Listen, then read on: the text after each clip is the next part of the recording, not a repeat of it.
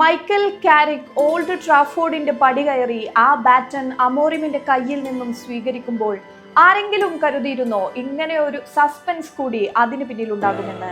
അതിനിടയിൽ ആ തട്ടകത്തിൽ മാറി വന്ന ഡസനോളം പരിശീലകരിൽ അടുത്ത ഒരു വേട്ടമൃഗം മാത്രം. കാരിക്കിനെ വില കുറച്ചു കണ്ടവർക്ക് പക്ഷേ ആ സ്പോട്ടിൽ തന്നെ മറുപടി കിട്ടി. ഒരു യുണൈറ്റഡ് കോച്ചിന് കിട്ടാവുന്നതിൽ വെച്ച് ഏറ്റവും കടുപ്പമേറിയ തുടക്കമാണ് കാരിക്കിന് കിട്ടിയത്. ആദ്യ മത്സരത്തിൽ തന്നെ നേരിടേണ്ടി വന്നത് ശക്തരും നഗരവൈരികളുമായ സിറ്റിയെ.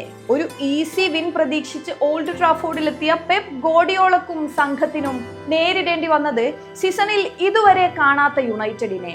പരിശീലക സ്ഥാനം ഏറ്റെടുത്തിട്ട് ദിവസങ്ങളായിട്ടുള്ളൂവെങ്കിലും അതിനിടയിൽ തന്നെ കാരിക് അമോറിമിന്റെ ടീം പ്ലാനും ഗെയിം സ്ട്രാറ്റജിയും പൊളിച്ചിരുന്നു. 10 തോൽവികൾ ഒരുമിച്ച് വന്നാലും തന്ത്രം മാറ്റിൽ എന്ന് പറഞ്ഞിരുന്ന അമോറിമിന്റെ 11 കാരിക് നടുവേ മുറിച്ചു. പ്രതിരോധത്തിലെ അംഗസംഖ്യ 4ലേക്ക് തിരിച്ചെത്തിച്ചു. ബാക്കിയുള്ളവരെ എല്ലാം എതിർ പോസ്റ്റിലേക്ക് ഇരച്ചു കയറാൻ വണ്ണം കയറുരുവിട്ടു. ആത്മവിശ്വാസവും പുതിയ വീര്യവും നിറച്ചു. ആ മത്സരത്തിൽ സിറ്റി താരങ്ങൾ കണ്ടത് തങ്ങൾ കഥകളിൽ കേട്ട യുണൈറ്റഡിനെ.